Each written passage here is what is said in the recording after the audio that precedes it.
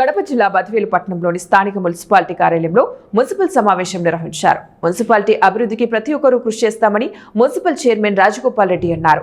2026-27 ఆర్థిక సంవత్సరం అంచనా సమావేశాన్ని నిర్వహించారు. ఇందులో భాగంగా అంచనా బడ్జెట్లలో పాలకవర్గం ఆమోదం తెలియజేసిందన్న సమగ్ర అభివృద్ధికి ఎంతగానో దోహదపడుతుందని తెలియజేశారు. బద్వేల్ మున్సిపాలిటీ ఆదాయం పెంపొందించేందుకు కృషి చేయడంతో పాటు ప్రాధాన్యత క్రమంలో పట్టణ అభివృద్ధికి మౌలిక వసతులు రూపకల్పనకు కృషి చేసి ఆదర్శ పట్టణంగా తీర్చిదిద్దేందుకు అధికారులు పాలకవర్గం పనిచేయాలని సూచించారు.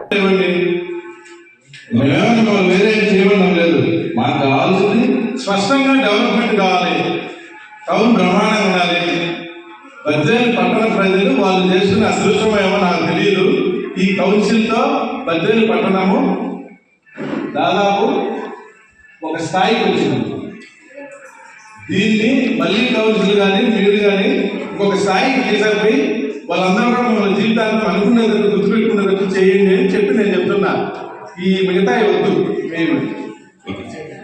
Thank you. నిన్న ఎక్కడో ప్రెస్ మీట్ పెట్టి ఇక్కడ పారిశుద్ధ కార్మికులు కొంత చెప్పడం జరిగింది.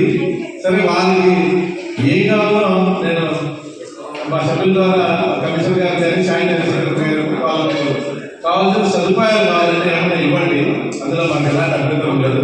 కానీ వాళ్ళు తెలిసి తెలియకపోయిన విషయాలు ప్రజాప్రతినిధులు ఆర్టీఓ గారి మీద కూడా కమిషనర్ గారి మీద కూడా రాయడం జరిగింది. అది పద్ధతి కాదు.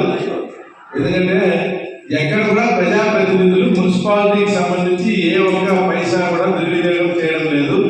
మాకు ఇచ్చింది ఒకే ఒక పిఏ, ఒక అసిస్టెంట్ ఇచ్చారు. అంతకు తప్ప మేము ఎక్కడ కూడా మా ఇంటి దగ్గర కానీ మాకు సంబంధించిన ఏదైనా ఉంటే కూడా వాళ్ళని ఎంటర్ కూడా కానీ ఇందులో ఎక్కడ కాంప్రమైజ్ లేదు. మీరు ఏదన్నా వాళ్ళు నిజంగా చేయాలనుకుంటే మనం చేద్దాం, తప్పలేదు. కానీ వాళ్ళు ఆ విధంగా మాట్లాడడం, పత్రికలు కూడా రాయడం కూడా కరెక్ట్ కాదని నా ఉద్దేశం. పత్రికా మిత్రులు కూడా చెప్తున్నా, ఏదైనా కూడా మీరు స్పష్టంగా మీరు ఎవరి మీదైనా ఆరోపణలు వస్తే వాళ్ళని మీరు వివరణ అడగండి. ఫస్ట్ వాళ్ళ వివరణ తీసుకొని తర్వాత మీరు ఏదైనా రాయండి. కానీ ఏది పెడితే అది ఎవడు పెడితే వాళ్ళు ఏదో చదివితే దాన్ని మీరు తీసుకొని ముద్రేసి ఆ ముద్ర బజార్లో పడేస్తే దీని అందరికీ రోజు మేము క్లారిటీ ఇవ్వాలన్నా కూడా దయచేసి